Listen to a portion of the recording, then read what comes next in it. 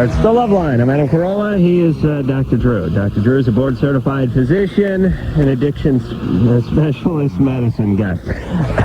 Phone number, 1-800-LVE-191. Fax number, 310-854-4455. The fabulous Kennedy is here tonight. Our friend, our sometimes lover, ex-colleague.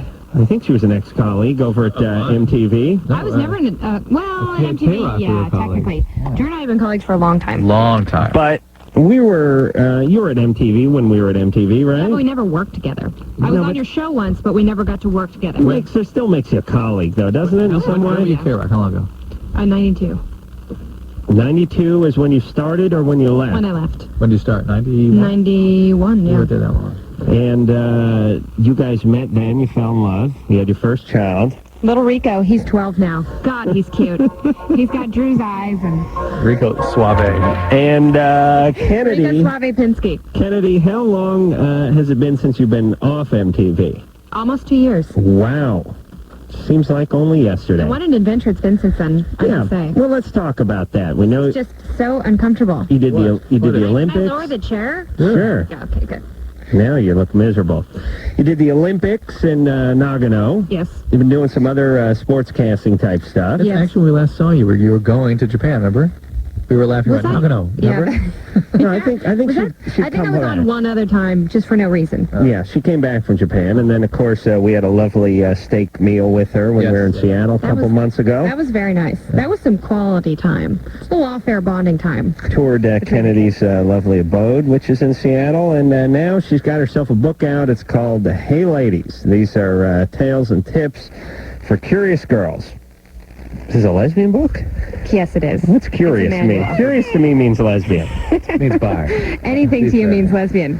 The grapefruit section conjures up lesbian images for you. I think I gave a quote for this book somewhere. You did, yes. Although I haven't read it. It's not in the book. It didn't make it. Oh, okay. Did Drew's make it in? No, it didn't. Who's made it in? No one. There were no quotes. Because you guys were the only two quotes they could get. Really? They sent books out to thousands of people.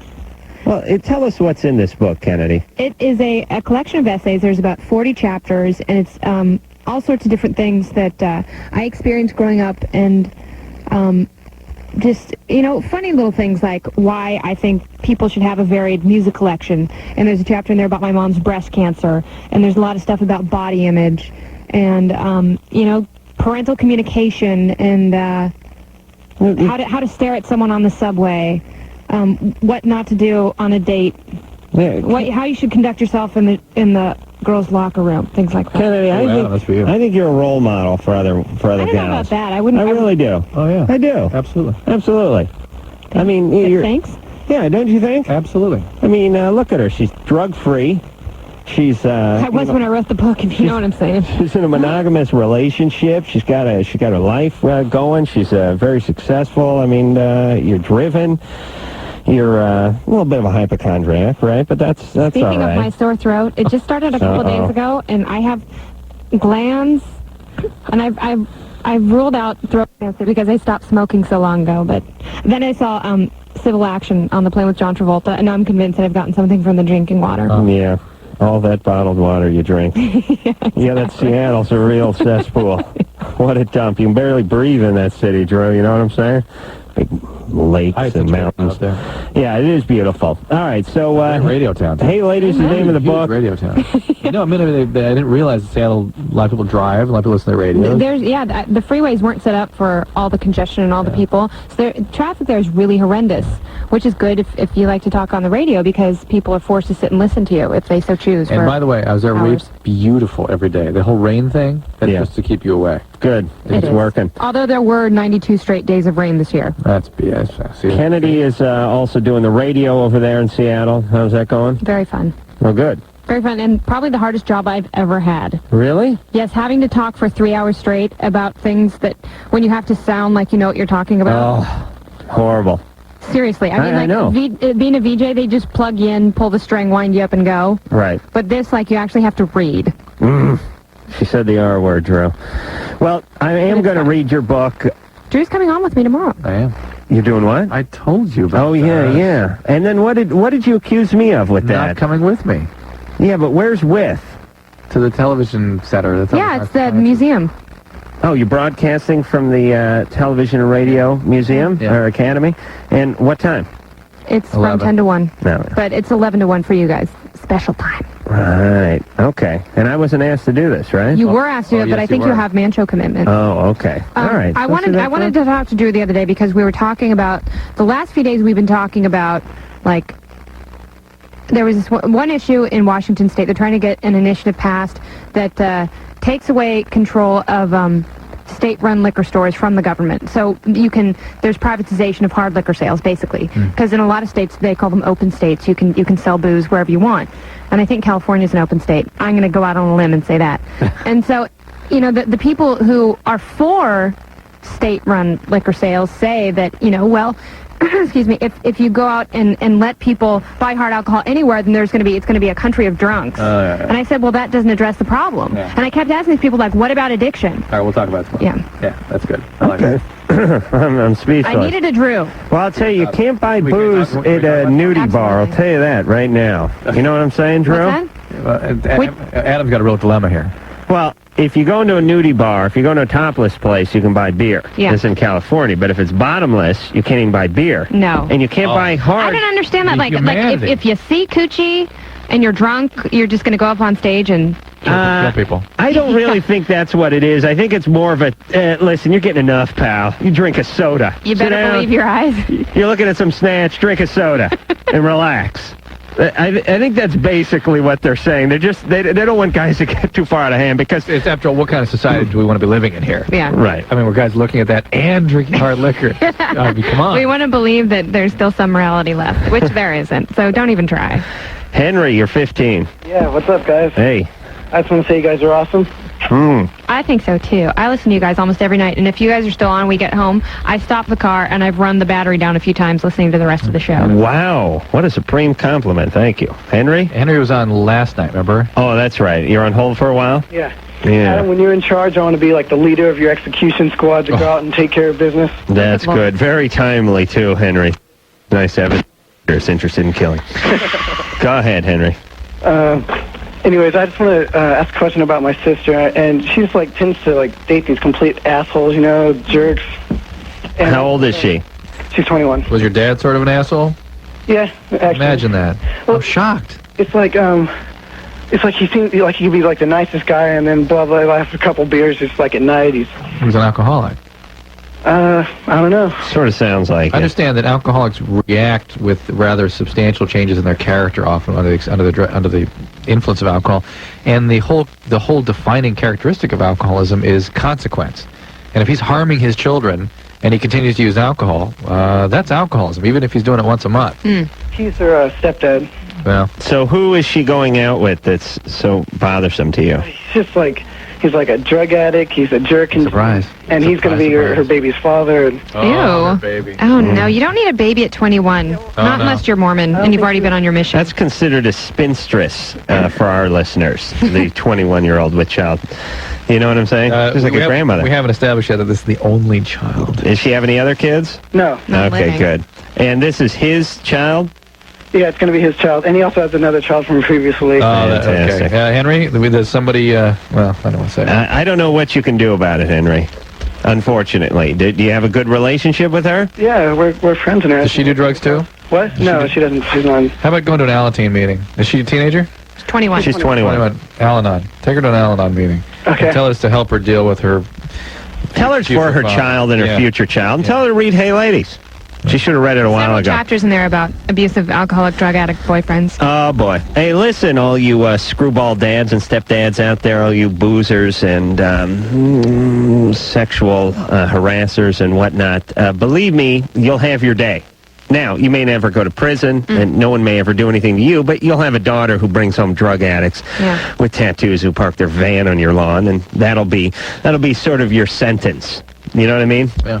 It's a nice Hey, way. by the way, I want to thank our caller listeners for sending information at drdrew.com. I'm trying to build a website based on what our listeners want to hear, and our listeners ask good questions, and they want some substantial stuff. Hey, listen. Think about it. They've been getting this kind of information, which is good, solid information for the last 12 years. They want to keep going. Yeah, they want to keep going. Hold on, Drew. How come they don't ask any good ones on the air? Are they just writing them? Are they just all in the written form or something? Those are the ones that are too shy to call in, see? Okay. Daniel? Yes. You're 22. Yes, sir. Hi, Daniel. That's Hi, Kennedy. Actually, I'd like to say first off, I saw you guys when you were in Austin last time, and you guys were great. And Hook 'em horns. yes, exactly. We're going to Stanford on Saturday. Oh, really? Are you ever going to come down to Austin again? If they'll invite us, we had. I'd love to see you guys down we here were in again. that. We were in their basketball. We're in their stadium? gym. Or volleyball Oh, my stadium. goodness. Oh yeah, we're That like must be we were huge. surrounded. Yeah, it was all the way around. It was weird. Like Florida? Not that huge. That was insane. No. The forum. Right, but yeah, it was a nice campus. You know what I can't believe with all these schools we visit? They all have these billion-dollar athletic centers with like 40 racquetball centers and these Nautilus. Bowling alleys. Like, oh, for Christ's sake, you kids! What the hell do you need that? You're not on the Lakers, for Christ's sake. You know what I mean? I mean, it's amazing. I'm thinking of going to college just so I can join one of these things. I swear to God. And thinking of Littleton, I thought of Austin again when the Littleton thing came up, because that's where they had a massacre from the guy shooting people out of the bell tower, right? Yeah. Wasn't that Austin? Yeah, it was in the water tower up there or something. It's great that we're remembered for that. Yeah. He killed like 30-something people, though. Right? Yeah. Oh, yeah, that was back in '67. So they're finally reopening the tower as well. So, but they have to put bars up to prevent people from jumping off of it. That's nice. So, but that's completely separate from my question. Actually, it's regarding my girlfriend. For some reason, she can't have multiple orgasms. She does after she has a normal one. It's basically like a guy. She shuts down. That's okay. There's nothing wrong with that. Yeah, I was just concerned. I was just wondering because I always hear about. That's all you hear about is the exciting stuff and the fireworks, but most people are normal. And, you know, if a woman can't have a multiple orgasm, at least she's having an orgasm. 'Cause a lot of women. I was wondering if there's anything I could do, because after she has an orgasm, she says all her primary erogenous zones are just ultra hypersensitive. Of course, Daniel. Do you think she's being concerned about why you can't have multiple orgasms? No. Okay. Was that important to you? No. Okay, it's not important to her either. Oh, okay. Okay. Does she have them during intercourse? Yes. Okay, well, you're way ahead of the game. Ahead of the curve. Way ahead of the curve. Good job, Daniel. So, well, thank you. Thank you for your time. All right. Hey, you got to keep dreaming, though, brother. Yeah, you have to have goals to shoot for. And shoot is the operative word there. I go Volt. Lauren, it was a Watchtower joke, everybody. Come on. You're 15. That's your second Lauren was mass shooting reference. No, it was actually a sperm joke, but I just twisted it around to make you Lauren guys wrong. also was left over from last night. Oh, right. Hey, Lauren. Do these kids hold on for 24 hours? Basically. Lauren, what's going on? Yeah, the same thing I was saying last night. Right. I just want to say hi, Kennedy. Hi, Lauren. I used to love to watch you on MTV. Oh, thank you. I don't think any other female could replace you on MTV. Well, that's because I'm secretly a man. No, I'm just kidding. No, I just think you're great. Thank you. Anyway, so that's okay. So my parents got divorced because of my dad being abusive, but not to me or my sister. I mean, a little bit verbally, but not really. To mom? And so they've been divorced, and then I see my dad on weekends. But the problem is that I don't have much respect for him, and it's like my mom doesn't want me to see him anymore because all we do is fight. But here's the problem is that how old are you? 15. Yeah, that's pretty normal. Right. It's pretty normal to feel those things because you're still trying to idealize your dad, and that portrait just got shot down. So eventually someday after you're 18, you'll realize that he's just a guy and that you guys have a lot in common, and no matter what, he's still your dad. And you'll forgive him for some stuff, and he'll forgive himself, and then, you'll build a relationship then. Yeah, but I talked to him the other night on the phone, and it didn't seem like anything was going through him, He can't admit to being physically abusive to my mom. He can't admit to any of these things, and he's just yeah. Well, he's not. We were talking to you last night about this. He's not sought any treatment, right? Right. So maybe you shouldn't deal with him too much. Yeah, but it's he's still my dad. You know what I mean? I know, but listen. I talk to my dad once a month. That's plenty. And he's a decent guy, too. Drew doesn't like his dad, and his dad's a good guy, right? That's right, Drew. You see what I mean? I mean, here's the example I'm making. Our dads are decent guys. We don't like them. You know what I'm saying? This guy's an a-hole. You should really not like him. Yeah, but of course, those are the ones that people go... But you can't not like your dad No, just because but I understand people, the more... Oh, yeah. The farther the dad You can. is... I could do it, yeah. The farther the dad is from the idealized, internalized images, the more they struggle to make the dad into that idealized person. Right, we don't have that pressure. And then they keep acting that out in But their it's relationships. different for women, too. Kennedy, they take that into their That is relationships, true. and that becomes dad, and then he's an abusive a-hole, and we got to make him into a nice guy, but of course it's the same thing over and over again. Yeah.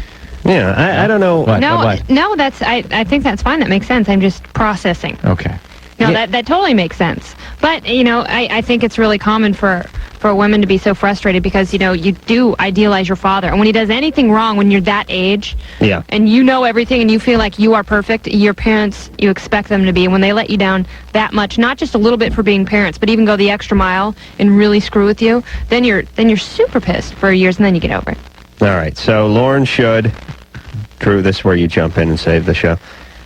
Lauren should stop idealizing her dad and accept him on his terms as he really is, but don't anticipate being able to change him at all. No, Okay. you still have to love him because he's your father. Julie, Yeah. you're 22. Yep. What's going on? Well, I've been told and I know I'm good looking. I've looked around. I've tried to do... Be a stripper. Huh? Be a stripper. Okay. Yeah, I don't know if I'm quite qualified for that. That's my own personal opinion, but... Well, I'll tell you, if they serve booze at those clubs, you could make it. Yeah, Maybe during the day. Or would it? The strippers got to be pissed they're not serving booze at those clubs. How would those DJs sound if everybody was drunk there, man? Hey, everybody!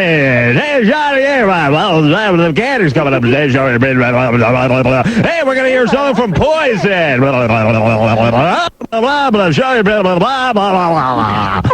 They're all the same guy. They go to some kind of DJ school. Kenny, you haven't spent enough time in strip clubs, but I swear to God. I really have. I mean, I'm in... Hold on, Julie. Hold on a second. Oh, we'll get back to that. Yeah, you go to You touched You go a to- nerve. She was having multiple orgasms. I've been to strip clubs in every part of the country. I mean, you go to one in France or Germany, and the guys blah blah blah blah blah, tell you lover. It seems like they have a DJ. It seems like it would just kill the whole mood.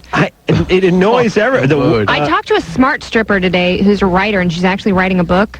And she had so many interesting things to say about... She went on a farewell tour for GQ magazine. You know what? There's nothing like smart people with pathology have tremendous defense. Like Nina Hartley, and they defend the hell out of their. No, she wasn't defending it, but she was just talking about the different kinds of strip clubs and the different kinds of men, and like the high-end strip clubs. She was talking about this one in Dallas. They expect you to be like courtesans, like Japanese women, because they want conversation as much as they want ace. Oh, really? Yeah, and so they want you to sit there, and said it was so much more exhausting sit there and try to talk to a man about business than it was just go up and okay. That's a riot. Okay, that's so funny right there. The fact that they actually cater to that's pretty pathetic. Julie.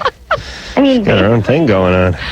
Wow. No, I mean, that's kind of funny. All right, so you're good looking. Well, I know, but... You've got spirit. Yes, you do. But What do you do for a living, Julie? But what is it taking away Right. from? More Jello, Mom. What's happening here? I want to know. Are you drunk? No. All right, what do you do for a living? I work at Wells Fargo. And Well, why? the Wells Fargo wagon is Loan coming down the consolidation. street. What city? What part of the country calling from? Southern Cal. Really? Why don't you come by and visit us tonight? I'll give you an assessment. Okay. All right. No, I just don't know what to do. Where do you go for good dating? What is your point? Are you trying to tell us that you're so beautiful that No. you can't even stand it? What's No, your not at question? all. She wants to know where to find a man. Go to 7-Eleven. Go anywhere. No. It's focus on things you're interested in, and you'll meet people who have similar interests. If you're that beautiful, then you don't have any problems, and you I'm just not saying I'm beautiful. Network with friends and have people introduce you to like their cousin and stuff. Right. And listen. And don't meet anyone online because that's not true intimacy. That's all, fantasy. Right. But people think, well, I've never seen him, so I'm not attracted to him. So I really do love him. It's really love, right? Because all I've done is talk to him, right? No, it is It's even worse. A false messiah. It's even worse. Yeah, Zeke? it is worse. Yeah. You're 21. Yes. What's going on? Oh, I have a big problem, like everyone else. Yeah. Oh gosh. Let's see. I can't be intimate with my girlfriend for some odd reason, but on the other hand, I am able to be intimate with other people while I'm seeing her. Well, that's nice. And You mean other girls or like your friends? like intimate with like different people, not just girls, guys. You're having sex with what? Are you like establishing deep relationships, or are you having intercourse? I'm having intercourse. With guys and girls? Yes. Well, then you should not be in a committed relationship, because that's not very fair to a woman, now is it? I know, and I just Then proposed. get out of it. You just proposed to her? Yes. What are you doing? Oh, Zeke, please. You don't have a big problem. You're creating big problems. I am in love with her. Oh. No, you're not. That's not what love is, Zeke. Oh, that's a great way to treat somebody you really care about. No, You know, Zeke, you're just in love with the notion of being in love, brother. Man, I don't even know you anymore. Oh gosh. Hey, Zeke, you're bi, right? Does she know this? Does she know you're having sex with men? Does she know you're having sex with women? Does she know you're having sex with other people? No, it's two other people. That's fine. That's still other people. Hold on, it is under 5. Okay. Let's be fair to Well, see. yeah, I guess since we are scoring. It's 2. One's my best friend, and the other one's just another friend of mine too. Okay, one woman, one male? Yes. Okay. How's your behymen? Is that still intact? Yes, I is? do that. Everyone's gay, but no one gets it in the ass anymore. They all say that. Call they me all say that, old-fashioned. and they do. No. I want to know what the hell's going on with this. No, they all say that, and I don't know why, because somehow it's real neat to be... All right, we got to go to break. I've had anal sex. Well, yeah, see, Drew over here said anal sex. Thank you, Drew. Thank you for bringing that to light. Yeah. Zeke? Yes. Okay, here's the situation. You're real confused. That's fine, not a crime. No. It's like, it's okay to be drunk. It's not okay to be drunk and fly an airplane. Or be drunk and beat your kids. Right. Drew, don't screw with my good example. That's not good. It's Well, I'm trying okay to bring it back to No, it's okay to beat your kids? No, Oh, God. would you shut up? Okay. Shut Drew's mic. Here's what I'm saying, Kennedy, Okay. and I think you agree with this. Okay. You want to have multiple partners. You want That's to do a little fine. experimenting. He's 21. You wanna have a good That's time? what college Good is time. for. Nothing. That's what the college age is Put for. a condom on. 19 to 25, sure. Nothing inherently wrong with that. No. But then getting married But it's and not doing fair to that. do to someone else, especially while they don't know about it. That is right. That's where the pilot That is reference rude. came in. Okay, we're gonna take. traumas and something is being sexualized in his behavior. I Children can't hear are you. over-sexualized anyways, not just by their early traumas. Okay, it's Look gonna at be. Britney Spears and her big fake boobs. It's gonna be a long night. Actually, It you really probably is. like that. Good. No, I don't, and I do. What? All right, we're going to take a little break. feeling okay? Drew, shut up. Your mic's not on. Take a little break. Kennedy is here. She's got herself a book out, and we will come back after this. There. It is Loveline. Phone number 1-800-LOVE-191. The Dixie Chicks will be in here tomorrow night. Oh, Kenny, did you hear about this? No. Oh, yes, you went to the Grammys. I heard about it twice. No. Does she know the whole story here? No. No. Let's just get into it tomorrow night. The Dixies. No. I want to hear about it now. It'll be a good prelude, and then people will listen tomorrow night because I'll be interested. Jimmy and friends played a hell of a practical joke on Adam. Excellent. Huge. Natalie, the lead singer of the Dixie Chicks. The one you went to the Grammys Yeah. with? Right. I'd never met her before, but she asked me to go. I figured, what the hell? So I went, and we had a nice time. I talked to her all of 10 minutes because I took a separate limo over there, and then We had to do this show. after the show, I had to come do this show. So anyway, congratulated them on their win and all that. Hung out with them for a little bit, and then came here. And then the next day at the office, I started getting a lot of forget-me-nots, little flowers, 6-foot sub sandwich, pair of panties, I will stuff. not- Things started arriving at the office. What was the sign in the 6-foot stubs? I'll not be ignored. Was all allegedly sent from Natalie of the Dixie Chicks. So, call me. I want to talk, blah, blah, blah. So I've got to have you. A lot of good stuff. Very flattering stuff. So naturally... What did you think to do? He called. I had to call. No. Well, what was I going to do? Oh, no. Yeah, now who do you think was sending the gifts? Jimmy. That's right, the boys at the office were Then the sending second gifts. time he called, told her she had to cut this out. They got it all on video. We're going to play it tomorrow night. Yeah, except for Jimmy can't find the video now. Oh, no. Well, listen. Well, hold on a second now. This. Jimmy just moved last week, and everything's in a box somewhere, and he's got strep throat, and he's doing Ben Stein's money, and he can't. If I He's could, called I would- tonight.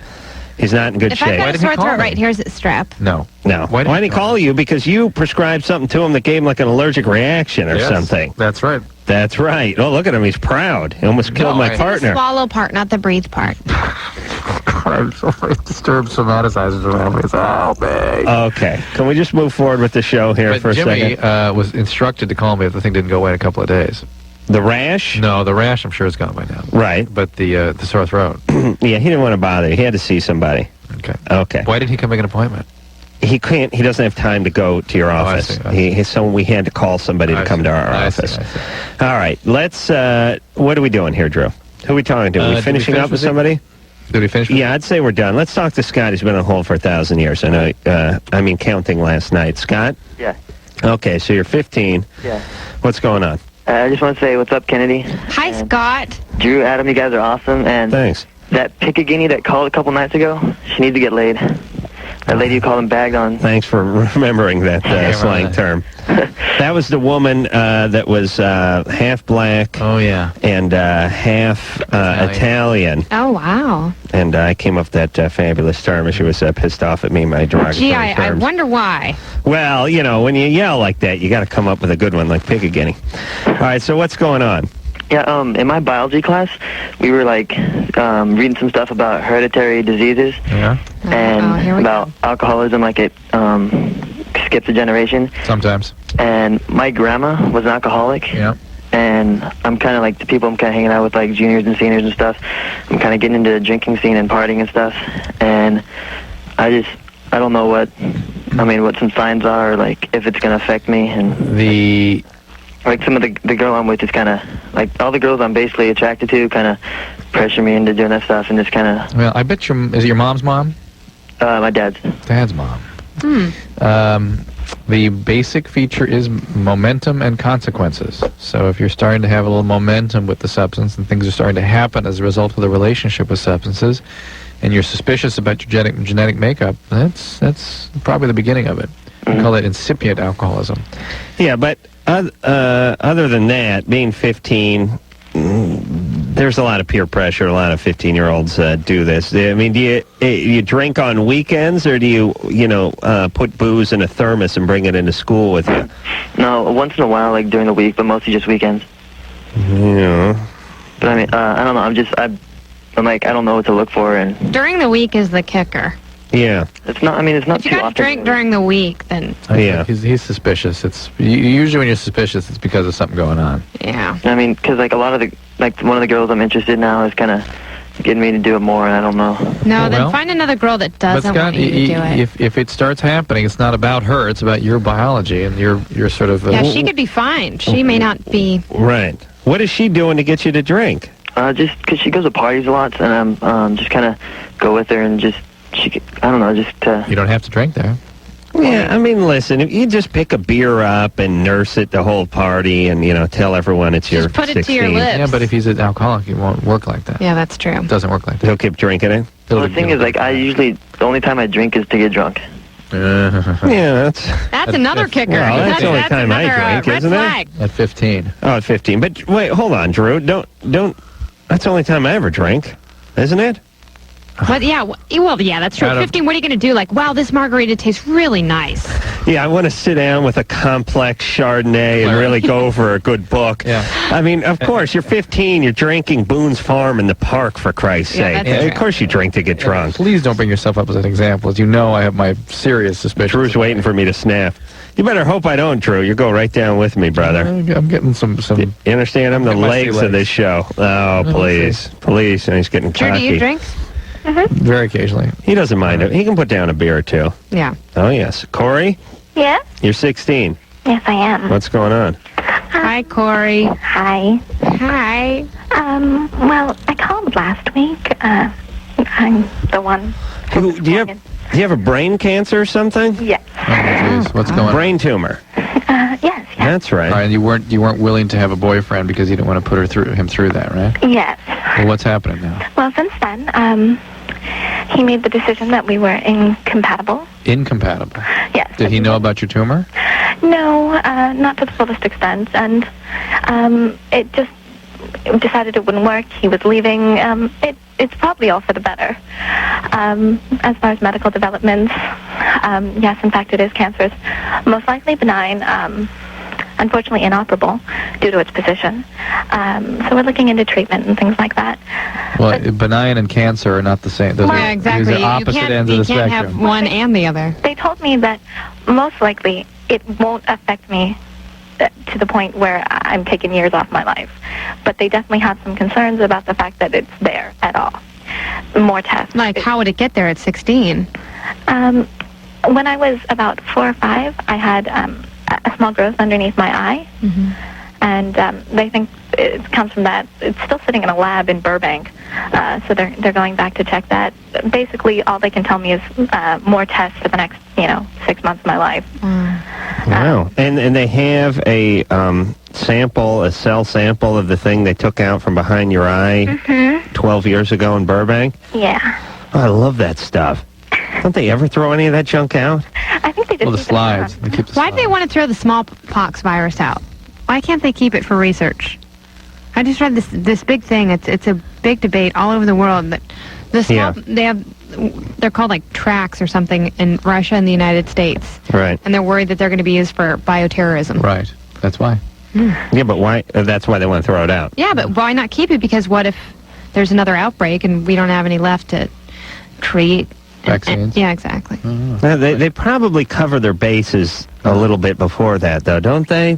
I hope so. Shouldn't they? Yeah. Okay, Corey. So you're not with the guy anymore. Yeah. But it seems like you're going to be okay physically. We hope so. If not, I think that's fine. Corey, what is up with you? Yeah, what's your question? Yeah, Corey, listen, you came in with a cancer, and then it's nothing, but if it is nothing, that's okay with you. What is up here? I honestly think that disease or otherwise, you live life for life, and no time limit should increase the way you live it. That is such a load of crap. Because people, there's not a human on Earth that doesn't have some issues around their death and dying, and it wouldn't be disturbed about it. Yeah. So that sort of bravado is is just denial. It's nice, and it helps you get through the tough times. And it's interesting that's why you took a benign tumor and made it into cancer. It doesn't bother you so much. I'm dying, even though no one ever told you that. I guarantee you. No one ever told you that with this kind of condition. Because it can't be cancerous. It turns out it's cancerous, but they're pretty sure it's benign. No, it's nothing. And it's something that needs treatment, but it's a nothing, basically. Yeah. All right. It was cancer last week. Listen. I think they kind of scare the crap out of you when you have cancer, though. But what is up with Corey? That the detachment and bravado. I mean, what is going on here? Something's up there. I think it's a sort of depression. A lot of 16-year-olds are like that. No. They're very dramatic. It's dramatic. But I mean, like, have you ever read that poetry newsletter? Just the way girls write about their lives and love and I don't everything read. is very okay. That's true. But I know what you're saying. It all has to do with that sort of. It's dramatic it's when like, you're 16. It's like a living Michael W. Smith song. And a friend's a friend forever. Yeah, I know. Everything's forever. Everything's weird. Everything means a lot. I don't know what the hell happens to you when you get out of high school. You don't give a rat's ass about anything anymore. It's like we're all gonna die. Screw it. It's just some buddy of yours who you're never gonna see again. It's like, all right, well, whatever. Yeah. You're just, like when you're in high school. The other thing is when people die, you're just kind of like, yeah, that's too bad. Yeah, that's rough. Hey, who got his car? No, I mean, when you're in high school, you get into that, like I remember being in high school, and I was like telling teachers, I'm going to come back and say hi every year, man. Every weekend. I still do that. Oh, well, that's kind of weird, yeah. But Drew, those feelings you had? It could never end. This is it. I still have friends from little high school programs that I did, like my freshman and sophomore year. Don't weird us out anymore, okay? No, it's true. Some of my very best friends I met at like these little youth government things. Youth government. It's true, and they're still my friends. My favorite part about the whole youth government part is when they'd have. I never ran for anything because it would have been impossible. But I'd always attend the election. They'd always have those things in the auditorium where everyone got up and made their speech. Yeah. And then about every third category, something like treasurer, once in a while, people would run unopposed. Yeah. And they'd always give that speech where first off, I don't want to hear your speech if you're running unopposed. I don't need, what are you selling me on? You're in, honey. You vote for yourself, you're in. But they always give that, And just because I'm running unopposed doesn't mean I don't need your vote. Yes, it does. It does. Yeah. You get in with one vote. And when people win, like, I'm not doing this alone. Every single one of you who ran is right up here with me. And it doesn't matter whether you live or die. Every single day is meaningful. Was there ever any discernible change from one student body president to the next? Wait a minute, Drew. Yeah. You were student body president, weren't you? Right. Wow. You never enacted any legislation that actually made any change, did you? No. I am going to add 3 minutes to nutrition. My youth legislature Furthermore, partner. Hold on, Drew. Hold on. What did you run on? What was your platform? It was something about sort of having big forums of student input. I'm going to be a doctor, and I will prescribe you all free Valium. We had a dress code, and that was a big aspect then. Like, we wanted to get rid of that. Oh, really? What do you think about now I'm advocating for it. Every second Wednesday will be corn dog day. The pizza will come with pepperoni and mushroom. Thank you. Thank you very much. Saddle shoes will be optional for the ladies when I'm in charge. Thank you. Thank you. Drew, you didn't have anything to say, did you? No. You just wanted to get it on your brag sheet, right? Of course. All right. Kennedy is here. Kenny, what did you run for? Were you something? I ran for so many things, and I was only ever appointed. I never won anything because people thought I was a little too loud. Right. A little too shaky. Like, Drew is a perfect candidate because he's probably buttoned up and kind of straight and trustworthy. And I was a girl who wore turbans and see-through shirts. You got to remember, think of the place. I wasn't running the same moment in history that you were. That's right. It was just coming out of the 60s, really. So you were appointed after someone else was elected. Yes, exactly. You're like Kissinger with those glasses.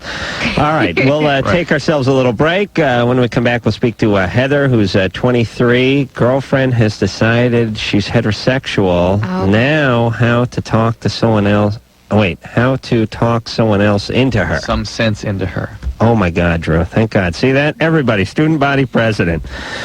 Dr. Drew, and we'll be back after this. Wow, it seemed like a fast break. We were talking before we went to the bathroom. Oh, that's it. All right. We have our usual bathroom stroll. Right? It's more of a strut, Drew. We're cocky. Hey, it is Loveline. Phone number 1-800-LOVE-191. Kennedy is here. You know her from all those years on MTV and then doing the Olympics and Nagano. And now she's got a book out. It's called Hey Ladies. It's Tales and Tips for Curious Gals. Kennedy's got a lot of dried snacking food. That is good radio, baby. Yes. Where are you going to be next week? Next week? Are you trying to travel around the coast, or? No, I'm going to go back up to Seattle. Straight from here? I go to Portland and then Seattle. You do a lot of traveling, baby. I know. That's why I got a sore throat. I think I got a sore throat from talking so much. You know what? No, you don't have a sore throat. There is stuff going around right now causing. But it's so concentrated. Usually I get it in my my adenoids. But Hello? Hi, Heather. Sorry, Heather. Heather? Yes? Hi, what's going on? Oh, not too Turn much. your radio down, please. Oh, okay. Turn down the radio. Turn it off. Kennedy talk about her adenoids in the background. That's good radio. You never know how bad your show is until you hear it coming back through the phone of a caller. You never really hear how annoying your voice is. Oh. Yeah. Oh, sorry. Yeah. I know. Go ahead. Major problems going on. Yeah. Right? Yeah. Yeah. Heather? Yeah? Heather, if you were jukebox, I'd kick you right now. Why? Because you're skipping. I need you to form a sentence. Ready? Go. With a question mark at the end. You want me to form a sentence? Heather, I'm getting annoyed right now, and I'm not even Adam. I've got a lower frustration level. Right. Okay. Is it better now? Yes. Go ahead. Ask your question, please. Okay. Well, I'm having major problems right now. All right. Such as? My girlfriend has started experimenting with a man. Uh-oh. She has been with a man, and now that's all she wants. Yep. Well, so what's the matter? It's like Jason Lee said in Chasing What's Amy. the matter? I mean, what are we going to do? She's So I don't know what to do. She's ended her relationship with you, and she's confused about her sexual identity, and Yeah. What city do you live in? In what city? In Fresno. That's a good city. You should be able to find other women there. Yeah, but I've always wanted to be with her. Yes, well, sometimes you can't always have what you want. How long were you with her? We're together for a year. Yeah, that's... Well, How old is she? She's my same age, 23. Yeah, she's, Is she a little chaotic, though? I mean, she's going from back and forth. I'm lesbian, I'm not. No, She leaves she's you. always been with just me.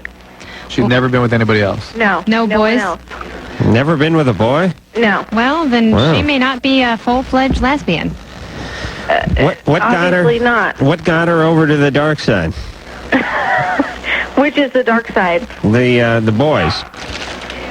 Huh? The boys. Okay, listen. I don't know. Okay, well, Heather, we don't know what to do. She's gone. in love with somebody She's else. gone, You and- guys are broken up, and what can she's- you do? There seems to be a lot more going on than just that, too. And it's an ancient tale. Well, Yeah. but she's going to leave this guy too, and she's going to come back, and she's Yeah. going to play you guys off each other. Just do yourself a favor, end it, mourn it, lose it, get Yes, over let it go. Every day you move on, you'll be a day closer to healing. Okay. All right, Thank you. get Kennedy's book. You know, she's loved by the lesbians. Heather, do you take any medication? Am I? Yeah. No. Okay. Okay. Go ahead and start. She's so flat. The affect is so Oh, flat. the Isn't it affect? crazy how some people have that antidepressant haze? Yes. Like I saw someone the other day who shall remain nameless, and they totally have that funk where they were like talking to you a second later, and they just kind of stare, and you're like, okay, Yeah, so that's a sign anywho. I got to get some of that going. No, that's not medicine. That's disturbedness. Eliza, Yeah, oh gosh, I'm glad to be talking to you. That's cool. thanks. You're 20. What's going on? I have this, obsession with doctors, and I have a boyfriend who I've been with for 2 Me years, too. and his name is Drew. And I have this thing about you, like Dr. Drew, because it's like, okay, my boyfriend's like the coolest guy, and I have this thing for doctors, and I've just wanted to tell you that for a long time, so. I just like going and seeing the naturopath. Yeah. I like the I don't know, I have a hard time going to the doctor, because I always end up, falling in love with my doctor, so. Well, Really? Be careful. That's yeah. I Yeah. fall in love with having my blood taken. Yeah. And ooh. the most exciting thing is to be in the waiting room and they're coming back with the test results. Really? But- When I found out I got mono when I was 16, that was one of the most exciting days in high school. Really? I don't know. There's something about it. I was like, I was so excited. Oh, Kennedy. But then I beat it in 2 weeks, and that was even more exciting. And I got to go to New York on a big theater trip. Is your boyfriend, Eliza, is he going to be a doctor, or is he a doctor? No, his name is Drew. Oh, and he's not a doctor. He's not a doctor. There's no Just plans be on it. careful with your tendency to sort of idealize people and then fall in love with them. It's hard to go through life falling in love all the time, right? Especially if it's a female gynecologist. And it's all built on fantasy. Oh, right? it's a fantasy. Yeah. I've been listening to the show for the past couple months, and I've been going, oh, cool, Dr. Drew. It's like the perfect guy for me now. Well, he is. But he's spoken for by me and then by his wife as well. In that order? No, no, yeah. it's just a fantasy. It's just Okay. I've been listening to this show. You ever masturbate to Drew? No. Seriously? Yeah. All right. Thank you. No. During the show? No. No. Come I saw on. you, I think, on MTV. So that would make sense. You've done it on, while he was on MTV? Yeah. Yeah. That was kind of cool. But no, I just have this thing for doctors. What do you just use your hand? Oh God, I'm on national radio. That's all right. You're anonymous. Okay. You just use a vibrator? I'm on national radio. I can't say that. Well, I'm going to assume the worst. Okay, yeah, assume the worst. I just won't say it. All right, so you do the vibrator. Now, do you ever, cry out Drew's name? Well, boyfriend. that's your boyfriend's name. so- Yeah, but we know which Drew you're thinking about. Hey, that's cool. You know what I'm saying? Yeah. I'm When you're addicted alone? to your medicine. What's Drew doing to you when you're fantasizing about him? He's usually, well, I don't know. What's he I do? can't. I hope he's probably listening in Ohio right now. So. Yeah, but what does Dr. Drew, the man who sits next to me, what is he doing in your fantasies? Examinations. Oh, really? Yeah. Intimate Like naughty examinations? No, just like the whole fantasy of this doctor. He's been to medical school and he's smart and he's I don't know. So paint the picture. You go into his office. Did you not have a dad or something growing up? Hold on, please. No, Shut Drew's mic off, would you please? I just want to be in the be alone like in his office with him and like be like, Dr. Drew, and he'd be like, oh yeah, and then it would be like end up some like little stormy love affair. Now he's wearing like he's wearing the collared shirt with the tie, but he's had a long day, so the tie's kind of loosened up. Yeah. And his sleeves are rolled up. Right. And he does one of those things where he takes his glasses off almost sideways, almost rips them off when he says things to you. He does that? We're going to have to do another breast exam. So yeah. I know you've already had 4, but... So he comes in, he asks you to remove your clothing. You get in that little nightgown that ties in the back. Yeah, the one that opens up, yeah. Right, where your ass hangs out while you push that little cart down the hospital floor there. And then he does what? Does it turn sexual? Yeah, but it's more romantic sexual. It's not like just... Yeah, like... He's not like one of the village people. No. And does he talk to you?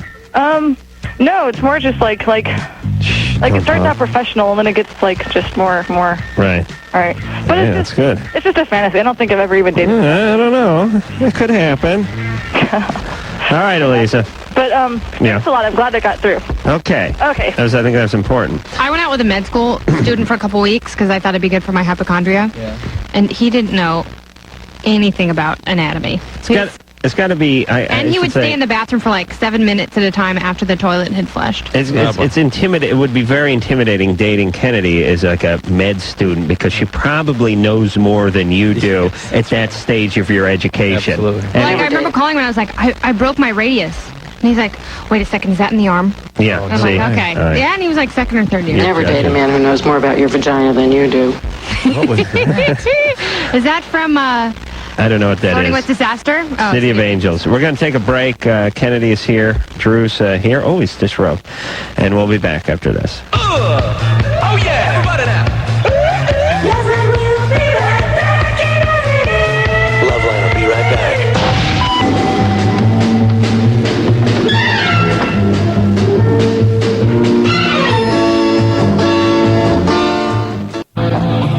Hey, it's Loveline. We got that quick 10-second timeout. We'll be back with more of the fabulous show in just 10 seconds. It is Loveline. I'm Adam Carolla. That is Dr. Drew. The Dixie Chicks will be in here tomorrow night. Do not miss that show. And tonight we have Kennedy. Saturday we'll be in Stanford. That's right. We'll be in Stanford at like 8 o'clock. There you go. Right?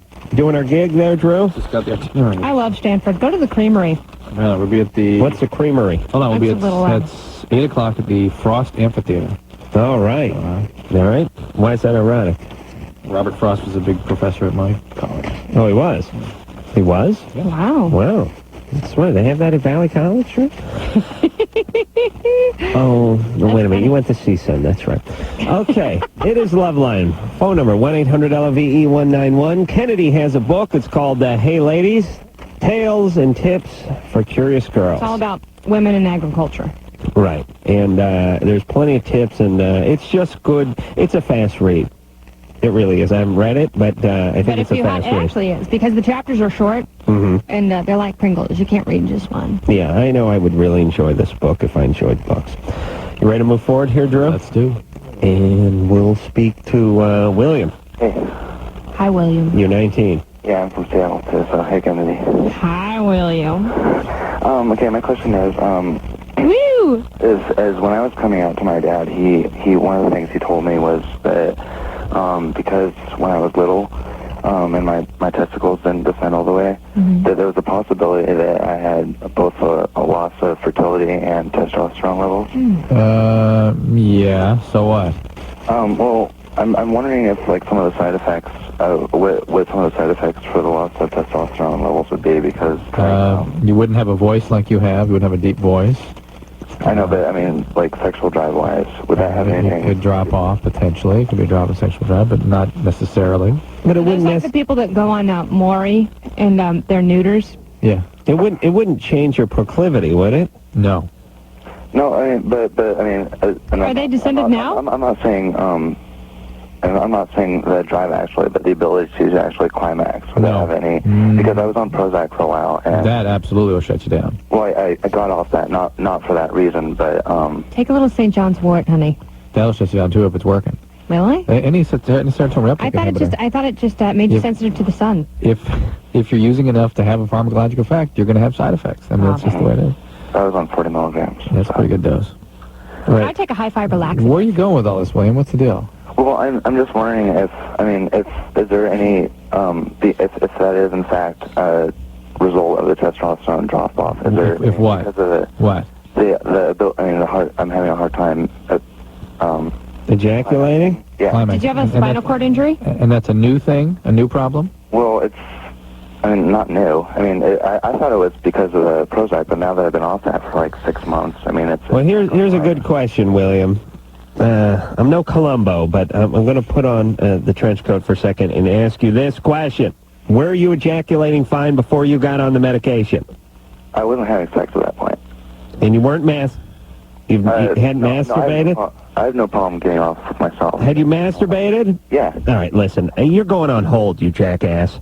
Why? Why are you so mad at him? Because I'm tired of picking around for obvious questions. But so we're many trying people, to figure it's been out. like a trend Wait a tonight. minute, you People quiet down. Now listen to me. Questions. He's trying to figure out whether his undescended testicles are the reason that he's having difficulty for ejaculating, or is it the medication he's on? So when we asked the first obvious question, which was, well, how was you ejaculating before you got on the medication? He's going to dance around that one. You won't answer it. Yeah. Well, I wasn't having sex before then.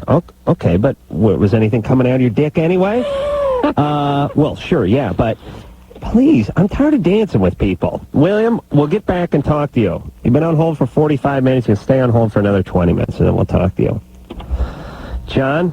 Yes. You're 25. Yes. We couldn't get an answer out of him, could we, Drew? No, you're right. Everyone's been like that tonight. I don't care. Then you all sit on hold, and I'll talk to Kennedy about Mount Rainier for 45 minutes. William gets the wrath because Adam's had it with all the callers tonight. Well, I'm afraid I'm going to get the wrath now. No, you won't. Go ahead. Okay. Just listen. This is the most absurd question, but is it possible to get sick from performing oral sex on a girl? That's an interesting question. Well, I'll tell you why. Did they have colds? Did they have colds? Does the girl have a cold? Did either of the girls have viruses or colds? Could you get a virus from someone else's? Yes, it's body fluid. It's fluid, isn't it? Yes. I didn't know it was everywhere. It's actually one girl. Yeah. And she says that she is not sick. Have you had any cold sores or anything like that? Yes. Well, like dryness in the corner of my mouth, I understand that that's like herpes simplex 1. That has existed throughout my life. That's chelosis. And I got that from kissing my mother. Dryness in the corner of your mouth is not herpes. It's it's not. It's chelosis. What is chelosis? Because I think I might have that. Little cracking, red. Oh, yeah, that's exactly what it is. That's Is that a virus? Sometimes it's yeast in the mouth. Sometimes it's nothing. But John, I don't know.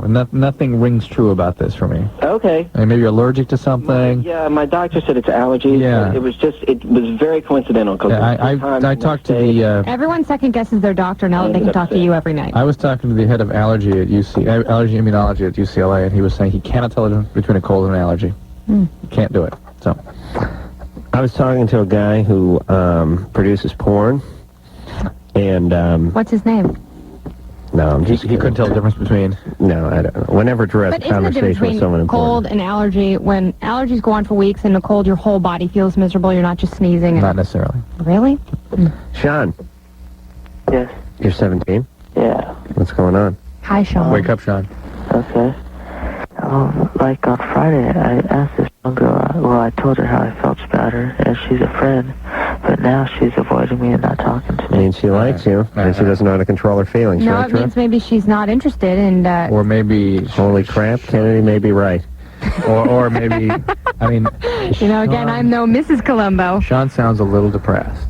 I think he just fell asleep. No, it sounds a little depressed to me. And if he's sort of dumping that on somebody, they could get freaked out. Yeah. Are you depressed, Sean? Not really. A little sad. Kind of sad because she's not talking to me, not even looking at me. Well, I think what it is That's so hard. Yeah, I know, but here's the deal. She is interested in you as a friend and not as a boyfriend, and she's scared that she's going to lead you in the wrong direction. Right. So she's done... She's probably scared she already has. No, she's hurt and she's got to undo the damage. She doesn't want to hurt She's done the humane thing, by the way, which is like what they did to old Yeller behind the woodshed there. They didn't kill him with a pair of pliers. They put a bullet in him. When the other person ignores you, it's very possible that you can get the friendship back after the whole thing kind of washes away.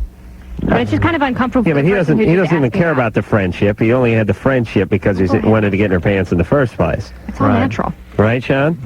Oh, yeah. Yeah, so you're not really friends with her anyway. So basically what it is, and please, Sean, do not give her that line of BS. Listen, I thought we were friends. I want to maintain that, blah, blah, blah. That shit, you can get her drunk. Do the porno guy saying that. The DJ. Well, let me tell you something. I just want to be friends. I thought we had a bond. Sound like Tom Likas. Show you like. Well, Tom Likas, that's who he molds himself after. Show you appreciate it, ladies. Coming to this stage. Hey, Mike, do you have any Poison or Slayer or Cinderella or something like that? I really need like some cherry pie or something playing behind me, because that's really what they got to have. Do they still play that? They do at the porn places, yeah. Maybe a little Motley Crue, some little girls. I went to. Did you ever go to the? Is it called the Claremont in Atlanta? Did we ever talk about that? No. The strip club that's just really obese women. Oh, really? For guys with really low self-esteem, who are a little Atlanta short guys on money? and college guys who think it's kind of a laugh. Oh, I just have to tell you, a few friends of mine took me there one night. It's kind of a joke, and I was physically ill. How big were the gals? They were big. Really? They were 400-pounders. Oh, really? For sure. And there's one woman named Blondie who dyed her bits blonde, even though she was darker skinned, Right. who kept lifting up her folds and showing us her clitoris ring. And that just sent me to the bathroom, and I literally had a physical reaction. Really? Yes, I vomited.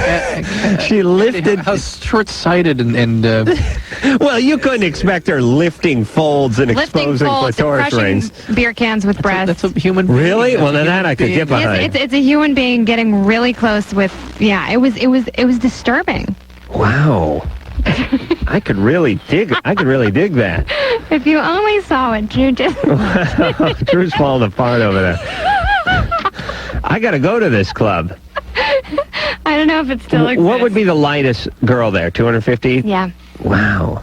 Yeah. It was intense, though. I'd never been to a strip club. I hadn't seen anything like that. Wow. Never been to a strip club at all? You've been Adam friend for how long? No, before that I hadn't. Since then, I went to one club. A couple of my friends in New York took me to this one club called the Gaiety, where the men come out on stage, take off most of their clothes, leave their undies on, and then they leave for a second or a couple minutes, and then they come back with huge erections. And really? I'd never seen anything like that. And I was the only, me and this girl Mirren were the only two females there. It was the craziest thing. Again, it's men put on this stuff for men. Yeah. Even if men are the performers. Yes, exactly. It's bizarre. Yeah. And someone's trying to tell But me there's today no difference between men and women, Kennedy. We want to be sure to clear that up. But they say men are visual. Yes. Visual. Yes. Women are visual. Look at women's magazines. No. Visual. Very visual. That's creating a sort of an ambiance. All right. William? Yeah. Yeah, I guess I wasn't making myself that clear. All right, go ahead. Okay, here, I'll just try and phrase this in one question. I forgot about William. My question is, since Dr. Drew said that as a result of possible testosterone loss, that I could have a problem getting off. But I don't have a problem getting off when I masturbate, but when I have sex with other guys, I do have a problem Sounds like ED. coming to climax. Yeah, Right. I'm just wondering, is there any way to get past that? Well, let's get some clarification again. Before you'd been on Prozac, was everything okay? I got on Prozac at about 15, so at that time I was not having sex. All right, and you want any medication now? How old are you, William? Nothing 19. now. 19. All right, so Is that young to be on Prozac? You know what? There's something like 800,000 prescriptions for you people under 20. All right, so listen, everybody. The plumbing works. Yeah. We know that. Mm-hmm. So it's a psychological thing. Is it like they just throw the Prozac at it and hope that all the problems go away? No, that wasn't the reason I got off it. The reason I got off it was because it took away my lows, but it also took away all my highs. So it was like I had like a mini lobotomy or something. It was just I just couldn't deal with That's life. not what you're saying at all. Okay. No. Are you... William, your penis works just fine, along with your testes. You have stuff fly out of your penis when you're at home and alone. Anxiety. You have a little difficulty. Now, here's what may be happening. Maybe it's a little more difficult for you. You don't have quite as much of a hair trigger as a lot of guys, and so when you're with a guy and there's a little anxiety, you really have to work that much harder, and it's difficult. And plus... you probably feel guilty. Anyways, you probably have issues from your dad saying that the reason you're gay is because your testicles didn't... No, he didn't say that. He didn't have to say it. He probably insinuated it. No. All right, so, and you're all right with your sexuality? Yeah. Okay. You're into guys, you're perfectly comfortable with that, everything's fine. And when you came out to your dad, everything was good? He cried, but only because he felt ashamed that I had a hard time telling him. Oh, that's kind of sweet. That's kind of sweet. and in a kind weird of way. BS too. I'm crying because I'm so happy. Yeah, That's yeah. it. Yeah, because why wouldn't you want to tell me? Yeah. William, there's a lot of you have a lot of confusion in your voice. Yeah, there's a clandestine feel to William, and that's why he had trouble being clear with us. Everything is kind of oblique. He has trouble being real, direct, and genuine. And Dad certainly had that problem too. Seems to have. So just Doesn't skip a generation, does it? no. All right. Be careful with what you're feeling, William. Find a guy, be honest. Something really Cuddle. going on. A Prozac 40 milligrams at 15. What is going on here? Is that how much he said? Yeah. Is that a lot? It's a good sized dose. But see, now what I'm asking is, like the kids in Littleton. Yes. I'm doing this because I'm really trying to pull it out. Yes. The kids in Littleton were on, at least one of them was on an antidepressant. Yeah. Are they seeing all the symptoms and all the behavioral problems and just saying, oh God, let's get rid of it quick and here's something to throw at it and it'll just go away? Instead of actually dealing with kids' lives. Have you read Listening to Prozac? No. Read that book, because it's possible that 5 years of therapy or 10 years of therapy might have established the kind of a connection with a human being that would allow empathy and allow real emotional growth. In the meantime, some pretty heavy symptoms have got to be dealt with. Yeah. And so the medicines get in there and actually sometimes are the only thing that will work. All right, let's move ahead here. Engineer Mike, you got a little Terry Pie? All right, Jared, show me you appreciate him now. Coming to the stage, we got Brandy. Show me you appreciate her now. Yeah, Brandy's looking hot. Brandy's all oh, yeah, that's right. Look at the shaking jet. It's dollar beer night. Free parking. Lap dance. 2 for 1. She's single, Jen. She'll be coming around. Sure you appreciate that. That's so messed up. The way your eyes get is so funny. But every single strip club has the exact same DJ. Wow. It's like they're certified. They really are. Everywhere you go, no matter where you go, and I've been to many around the country, it's the same guy. You never hear it's always that guy. It's never some guy who does like from the KCRW, like a classical station or something. Oh yeah, this some NPR guy. Tom Schnabel's up there. Candy's coming to the stage. And we talked to her on This American Life. Gibby? Yeah, hey, how you doing? Oh, I spin on the mic. Good, what's going on? God, this is great, man. I mean, I don't know, I really dig the show, and I happen to have a problem on the night that Kennedy is there. Kennedy, darling. Hi, Gibby. Hi, don't be such a stranger. Put yourself out there in public once in a while. You know, like they gave Bobcat his own show. I mean, for crying out loud, you can do it. Okay. Really, we must seeing you. Well, Adam's going to be leaving me soon, so I want Kennedy to fill in where Adam was. That's a good plan. Coolness. Hey, I come from a family with like a long history of addiction, and Who doesn't anymore? It's about 30% of the population. 1 out of 3. Well, let's see here.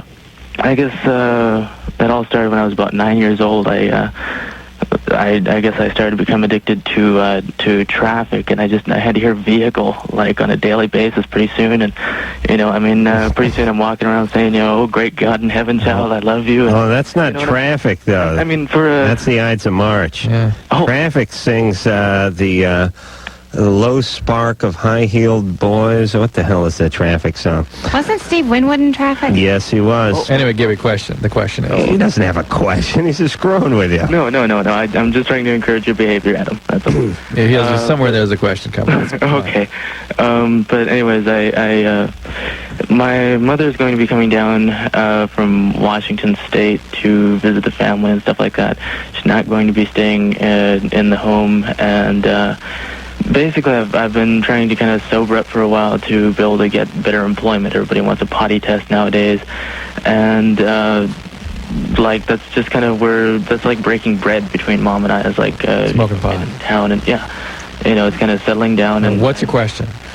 Well, thanks for the insight into you, Gibby. I do appreciate that. I don't think what makes Gibby tick? That's going to stop just because I quit, just because I've been sober. Mom's not going to. You've not been sober, by the way, Gibby. You've been abstinent for a little while. Oh, okay, yeah. And I bet you continue to drink even though you haven't been smoking pot. No, I haven't actually. I really don't have much interest. Okay, well, don't start up again. It's going to be very difficult to remain abstinent unless you get involved with sobriety per se. something as simple as your mom coming to town, that's it, you're back in again. You know, because I've been doing this show, I'm sort of ruined for pornography now, even though I sort of bite the bullet and force myself to watch it on almost nightly basis. Explain why. Because I sit here night after night and I find out that these great, beautiful women that are, you know, having sex or dancing up on these strip club stages or twirling around on the pole. Whereas before I had this fantasy about them putting themselves through college or veterinarian school or something like that. Just being into this. Just being into Now I picture them being, molested and sexually abused and alcoholic father. And as a matter of fact, Now you know what a woman sees when she sees pornography. right, when I put the girls back on, Mike, this is what I now hear when I go to the strip. Even though I close my eyes, this is what I hear. I hear Drew's voice. All right, boys. She was sexually molested by her uncle in the basement at the tender age of 4. She turned to drugs and alcohol and now uses men to try to fix the troubles of her past. She hates every one of you. She's a raging alcoholic and could use 5 years of therapy as well as some Prozac. She was horribly abused, and now you're throwing money at her vagina.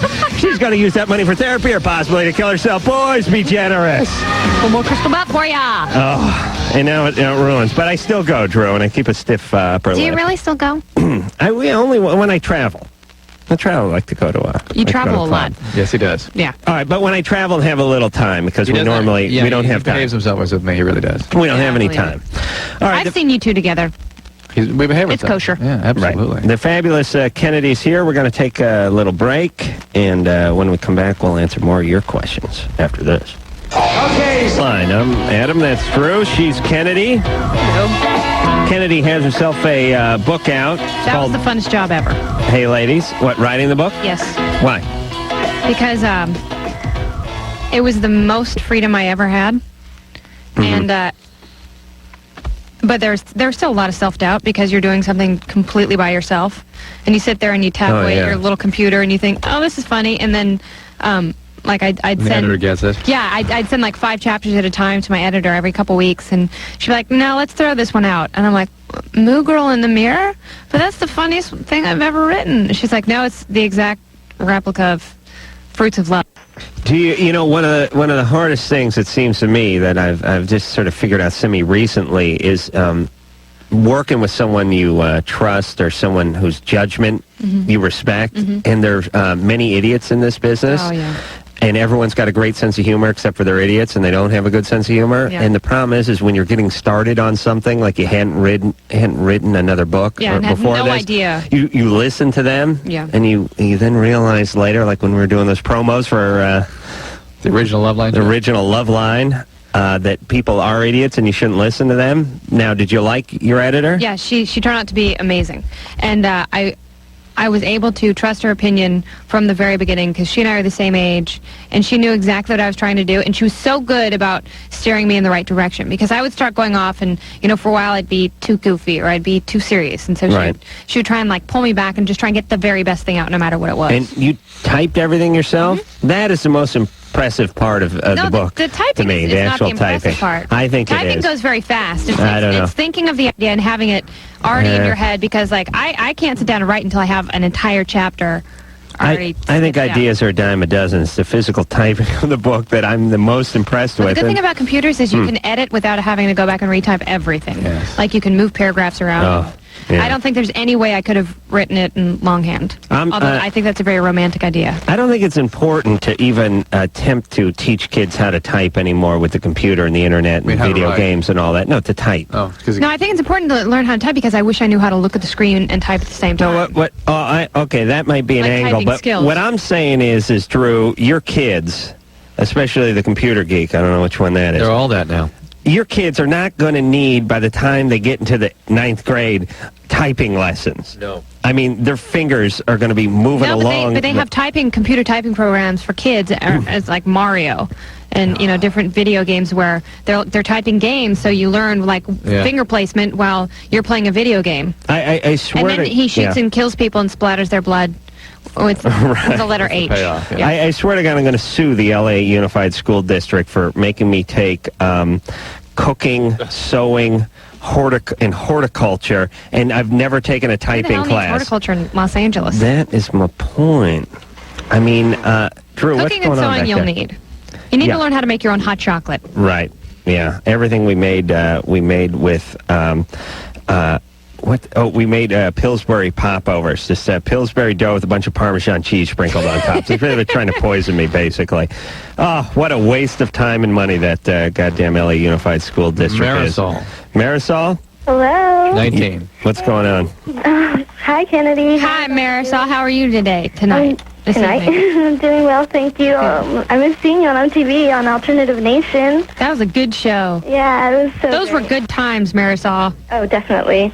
And also, I stay up and watch, like, Dr. Drew and Adam, and it's just, like, it's so, oh, my gosh, I was, like, shaking right now, thinking I was going to finally get to speak to you guys. It's so great. Thanks. I've been trying for a while, but the main reason I'm calling is because I heard Dr. Drew saying that Adam would be leaving the show soon, and I wanted to know his reasons why, or what he'll be doing next. He's going to go be a DJ at a strip club. Do they have a Burger King that, he found it, like, it better to work there, or what? No, listen, I'm not going anywhere. Oh, good. Yeah. He just keeps threatening. Yeah, soon enough. I'm trying to call him on his BS. That's what my parents told me before we sold the house. Oh, we're not moving. Right. No, we built this house. We're not leaving. She's still in therapy. Then the realtors would come over. Oh, we're just looking at the space. No, I'll be here for at least 5 weeks. At least? Yeah. What do you plan on doing next? When he does leave, it's going to be Jesse or Kennedy, or both. Yeah. Jesse Camp? Yeah. How crazy is Jesse? He's such a sweet kid. All right, don't worry about it, Marisol. I'll be fine, and so will you. I also tried to call earlier, like in the month. I was like wondering, because I recently bought your book, and I was wondering if it's possible I can like send it to you and have you guys autograph it. Yes, people do send us the book, and we send them back. And Drew wiped his ass with one and sent it back, but that's because he didn't like the list. Yeah, that's because he's anal retentive. Yeah, we had a book, actually. Yeah. I wouldn't mind that. Well, we plug the hell out of that on a nightly basis. Hey, why don't you buy Kennedy's book, too? What's the name of that? Hey, ladies. Hey, ladies. It's got a big picture of Jerry Lewis on the front of it. Oh, geez. We really have esteem problems. We cannot promote our own stuff. We can do other people's stuff, no problem. Well, when our stuff comes up, we have to...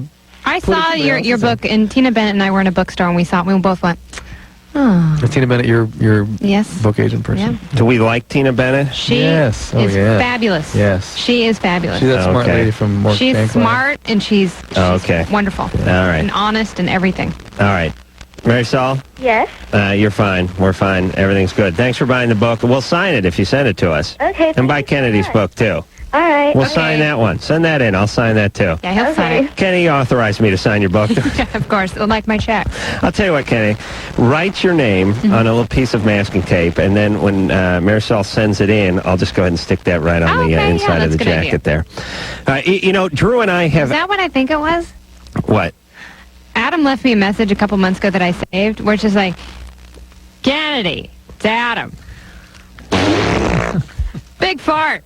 Right into the phone. Really? Love you, baby. Miss you. Bye-bye. Hi, this is Adam. Please leave a message. I farted into the phone? You farted into the phone. You're so proud about it. Oh, that's awesome. Yeah, I was probably just calling you back or something and then had to fart. I don't think I had to fart and then pick up the phone. No, you definitely started and then you realized there was like a pause and then... Yeah, exactly. But it was long and baritone. I will make calls, but only locally when I have to fart. Oh, okay, yeah. But that was great. What were you saying? You and I what? I was just saying, you and I have no plug instinct at all. None. We don't talk about the book. We don't talk about stuff, and I think we got to change that. About Stanford tonight. Stanford, everybody, Saturday. We're going to be there, and we'll sell a book Great or something school. too. Yeah. Stephanie, Are you going to go see Chelsea Clinton? If she's there. Oof. She there? Yes, she is. I thought she was taking some time off. Oh, really? Well, who wouldn't blame her? Yeah. Talk about issues. Stephanie. Yeah. Oh, imagine how humiliated you'd be if your How dad... pissed would you be if your dad did that? Yeah. Hey, Stephanie? Yeah. What's going on? Oh. Really bad stuff. What's wrong, Stephanie? Well, like, me and my boyfriend have been, like, doing it now for about a month and a half. How old are you?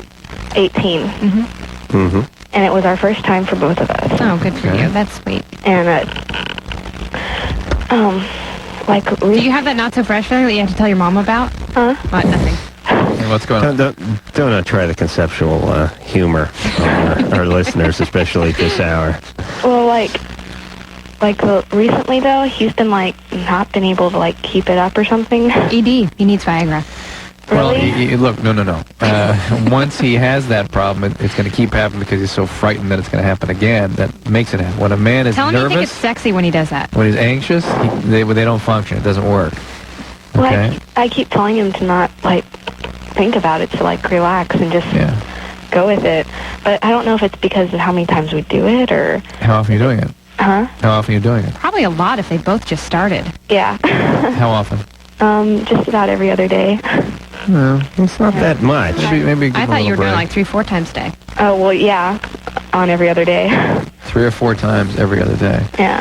All right, give him a little break. Take a couple days off in between. Jeez. Maybe that is part of the reason there. Yeah. But if he starts getting a complex about it and worrying about it, he will be sure to make it happen that way. How many Tell him to times? get a recumbent bicycle. And the most important thing for you is do not in any way think it has anything to do with you, and B, you shouldn't get anxious about it either, because that will fuel his anxiety. Okay? That's it. All right. All right, thanks. Good luck to you there. Not any medications. Look into that too. All right. Jared, Yeah. you're 21? Yes, sir. What's going on? What's going on, kids? Yeah, J-Dog. Hey, what's up, Kennedy? How you doing, Jared? Kennedy, you were the bomb, baby. That's right. You were so money, kid. Oh, stop. I saw you on MTV, and I was all like, wow, she's so, beautiful.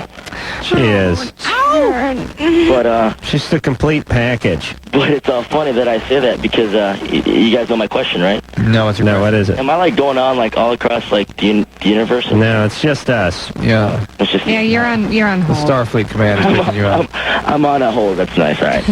All right. Well, yeah, I probably got a question that every guy Good. in every Division I school is asking you probably right now. I'm 21. I'm a good-looking guy. I'm in a fraternity. I'm a badass. Which fraternity? One of them. Yeah. All right. And what's your Is your question? It's a good one. But anyways, the question is, I'm now what's the word? Gay. Yeah. What, did you just say that? Drew said gay, yes. All right, Drew said it, and I'm just wondering, There's nothing wrong with that, Jared. You live in a world where that is totally unacceptable. All right, and well, you're the so mean question about is, that. everyone expects me, being the way that I am, to, conform to, what society expects me to be. So, Right. Yeah, I mean... Is it better for me to, conform to what is expected of me, or to be, myself? You know the answer to that. You don't No, even have I don't know the answer, because it's all, if I conform, I'll, be successful. That's And not if I true. don't conform, That is then not true, because you'll have a massive meltdown if you think that conforming makes you successful. Here's the deal. Do not get involved with a woman or get married because it's doing what you're supposed to do. You'll be hurting other people. And by he's doing that. talking more about the guys in the fraternity and all that. You've now gone down a path where it's not likely that your peers are going to be particularly supportive and embrace you for who you are. So what you need to do is develop an alternative path of support of people who share a similar orientation to you. So when the time does come, you feel comfortable and need to come out, you'll have some place to fall back, lest your friends should be less than understanding. What career are you interested in getting in? What if I see a girl as hot as Kennedy that I really will fall in love with, and be like, man, I want to marry you, and even though that's Well, then you're not gay, then you're just confused. Well, either that or you're trying to live a heterosexual life. Yeah, don't try to live a heterosexual life. But let me tell you something. What do you want to get into for a career when you get out of college? I'm going into business. Okay, now go into something where there are other gay people, where you are not going to be in the minority, and you can also, believe it or not, be a manly person and a gay person all at the same time. It's a stretch, but it can be done. It's not a stretch. I was thinking... I know plenty of guys who are masculine and very secure with their sexuality, and they happen to be gay. And their behind is not intact. Their behind is... Well, there's masculine gay, but then that's not wearing They're not trying to chaps be and boots. masculine. Okay. But they're guys. They just act like guys. I was thinking when Drew was talking about how a difficult environment it is for him being in fraternity and everything, and I thought, it's ironic that the Greek system is not a little more forgiving to into the gay lifestyle. It should be. It absolutely should. It really should be. If you really, it's called the Greek system, then they really should go off. I don't know if anyone watches the History Channel late at night like I do, but there's a lot of debauchery going on over there. A lot. Yep. And anything called the Greek system, as a matter of fact, you should expect to blow a guy if you're involved with the Greek system, and that would just be getting off lightly. Many probably do. Let me ask Jared something quick, though. Jared? Shoot. How's the behind? It's all right now. Is it intact? No, it's not. So. Has it been broken? It happens. It happens, all right. Was that a buzz on me? What's going on? Listen, Jared, I'm telling you, if you're gay, that's great, but don't hang around a bunch of guys named Chet and talk about cares, because you're living a lie. And boobs. You understand? No boobs, Kennedy? And it's going to be tough. You don't need to do that. Just get out of that system. I always feel sorry for the guys who are in the frat but don't get to live in the frat house. It's just like kind of pathetic to me. They go, yeah. The older guys do that.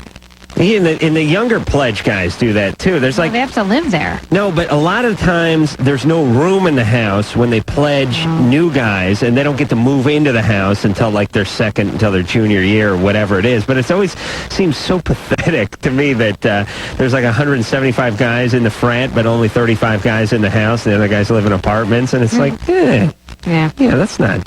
They have dinner there twice a week, and go over there and do some guys' laundry, and then go back to your apartment.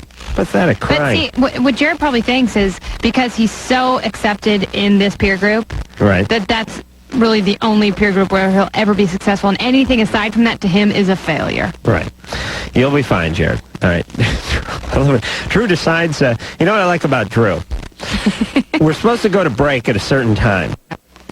Which is always 10 minutes earlier than I actually send us to break, because I'm so in touch with the listeners. I'm so dedicated to the show. Drew, however, goes to break. And you haven't finished up yet. Drew goes to break. Now, maybe not physically, but emotionally and spiritually and practically, he goes to break. Meaning, at 11:37, when it's time to go to break, he leans his chair back, he loosens up his headphones, and he tunes right out of the show. What will happen though if I continue to engage him?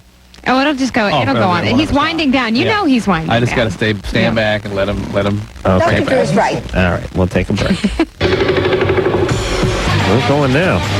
Kennedy is here, y'all. Dixie Chicks will be in here tomorrow night. Hey, ladies is the name of Kennedy's book. Tales and tips for curious girls. And we didn't talk about it because I think they were here, but I don't think they're here anymore. We did the Fox Files tonight, which I'm not exactly sure what that is. But there's something called the Fox Files. I guess it's on Fox. I think I maybe have seen it before, but I can't be sure. But Drew always makes me into the heavy when we do these things, and makes me look like an a-hole. Yeah, but you showed up 45 minutes late, for crying out loud. Someone should have reminded me in the afternoon. Chip did. No, he didn't. Now, here's the deal. No, he didn't do it. And here's the deal, Drew. Yeah. The question was, for Drew and myself, from the Fox Files people, what about cat calls? Yeah. What is going on with ladies walking down the street, and guys giving them, ooh, baby, look at you, them wolf calls, them cat calls, ogling. And it keeps me going. What was my answer, Drew? This is a retarded topic. Why are we asking this? Right. And Drew, what was your reaction when I said that? You have Tourette's. Why didn't you support me on that? Because you should have sat down if I didn't know what the topic was. Well, that's because you were 45 minutes late. All right, but here's my point. Is this a problem we're having in this country? Right. Women being ogled or cat calls? No. And I said to the woman who was asking us, listen, why are we even talking about this? And she's like, oh, it's a big problem. Is that the best I could think of? No, she goes, that's what I said. It's a lame question. She goes, I didn't want to do this topic either. Then she went on to say, it happens to me all the time. Yeah. And I said, that's ridiculous. That's a way of her saying, aren't I hot? It is. But, Drew, what the hell's wrong with TV, and why are we even getting into this stuff? Listen, attention all idiots. If you want to talk to us about something, I don't care how big or how small you are, we'll talk to you. If it's about something that is germane, something that's important, something that's real. If you want to talk about the big problem of catcalling, for Fox, TV is so effing retarded. It's like they will not talk about anything real. They're going to do a hard-hitting expose on catcalls. Yeah. What was that? And Drew, I wish you'd support me. Because I was saying to her, what are you talking about? This is retarded. This is ridiculous. This does not go on. And if it does go on, who cares? We shouldn't sit down if that's the case. You know what I said to her? I said, listen, guys don't do that anymore. They've moved on to rape. That is what they do now. They rape. They don't sit there and ogle women and call out to them when they walk by down the avenue. Here's the deal. You know how hard it is to set up a television shoot. You talked about that several times to me. They've gone to trouble setting up a shoot. They've pitched their deal. They promote the producers, blah, blah, blah. They go through the powers that be, and it's going to happen. Right. Do you think they're going to back down from their GD topics? I don't care. Because you think they're retarded? No. They're going to keep going until you say something. So if eventually, and then whatever you say, however stupid it is, they'll cut it down too. We should just not sit down. Eventually, one of the producers said, you have other questions on there. Why don't you ask one of those? No, they'd already done a whole interview with me, and they're going to cut the whole thing out is the deal. That's because if you start doing that, they just go, forget it. All right. Well, let's not do it then. Yeah, or find out what they want. Yeah, we should not do it. And I agree with you. We should not do it if it's retarded. Well, good. See my instincts for not showing up for fun. Oh, absolutely. No, I support you. Well, why don't you support me when we're on camera? Because we're on camera already. What the hell are we going to do? I'm telling them it's a lame idea. You should back me up. John? Hello? Hi, John. You had a problem with women calling things out to you when you're walking down the boulevard? No. I had a man tell me to put some clothes on once. It's epidemic. That was your dad. No, I was walking down the street, and I was wearing like a halter top and a Steven Tyler robe and a pair of cutoffs. And this man said, "Oh, put some clothes on." Sounds like Paul Lynn. That's good, though. I mean, that's the opposite of it. He's either old or gay. John, what is your question? It's kind of complicated. He was Liberace, he was old and gay. It's kind of complicated, but thing is, my dad is a real loser, man. He molested my oldest sister, and he's an alcoholic. Should be in prison. And, well, he wasn't, actually. He served like a month. And, the court did this whole thing where not within 500 yards and go through all that crap. And recently, my sister, not my oldest one, but my other sister, made an attempt at suicide, and he used that as an excuse to take it to court again.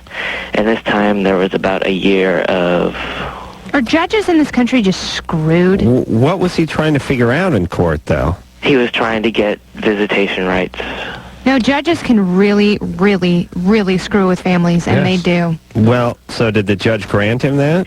Yeah, and I had to go through all this psychiatric evaluation and... Yeah, you have to. He's molesting your sister, and you have to go through psychiatric evaluation. Unbelievable. And I really don't want to see him. I told the counselor again and again that I don't want to see this. How old are you? I'm 15. You sound pretty together for 15. Yeah. But he's the one in the family, like he has the chaotic family, and he's the one who tries to keep everything and everybody together. Yeah. How many sisters do you have? I have two sisters. One's 24, the other's 16. Any other brothers? Nah. And he just molested one of them? That's what I'm told. I don't know. And where's your mom? Is that unusual for a man? She's living at home. She's out of town right now. My stepdad's here. Stepdad. Oh, keep an eye on him. Yeah. Oh, no, actually, he's really cool. Really? Your mom must have got some therapy or something. I don't know. But it's really weird because they met on the internet and... Oh, no. Yeah, sounds great. Yeah, I take back the whole keep an eye on him thing. Sounds like a pretty upstanding guy. Anyway, so now the court... The counselor said that I have to see him. He has visitation rights now. I have to go through counseling again, which I really can't stand. If you really don't want to see the guy, why do you have to be there when he shows up? I don't know. This court order, I guess. Can you talk to your mother about it? I tried. She said it was what the court said, and while neither of us are happy about it, we have to follow what they say. I don't understand why you have to visit your dad if you don't want to see him. Saying, but Can't you become emancipated? You can. I don't know. Why don't you look into the Emancipation Proclamation? So I'm no history major, but I know the court system, right, Drew? It seems so. All right. So, John, look into becoming emancipated, then you can make your own decisions. I think you can buy beer, too. Is that true? No. No. But you can write your own notes. You can write your own notes. Yeah. I once wrote a note that I pulled a love muscle, and that's why I was late to school. I went nuts because I turned 18 at the very end of May, which left me like 2 weeks, if that. maybe 2 weeks, because the last week of school is basically bust. I had about 8 days. Really, school days, I had like 5 school days to really go nuts with this whole, hey, I'm 18, I'm writing my own notes now. So it's like I showed up just to drop off notes about pulling love muscles. Oh, God. And, being involved with covert missions involving the government, and that's why I couldn't The make attendance secretary would call my mom just about every night. and talk about you. Me and my brothers. You always showed up for school, didn't you? Most of the time, unless I was sleeping in. But the attendance secretary would call your house? Pat McKenzie would call my mom. Hi, Maria, it's Pat. Hi, Pat. Who's missing out today? Well, it seems like Alan did not show up for first period bowling, second period English, third period PE, or fourth period Spanish. And he had a note written by you. Funny, I did not remember writing my son a note. My God, would you grow up in Mayberry or something? Your mom is the most enabling person of all time. Wow. No, she didn't write him a note. So she would bust him to the attendance secretary so he'd have to go to detention. That is awesome. That is not enabling. That's good mothering. We're going to take a break. We'll be back. Here's the time gone. Drew, sit down. Where's your in-store? Oh, it's at Book Soup tomorrow night. Forgot all about that. Screw you, Drew. You Darn, could I have wish plugged I would that. have promoted that a little bit more. It's at anyone who's listening, please come down. Tomorrow.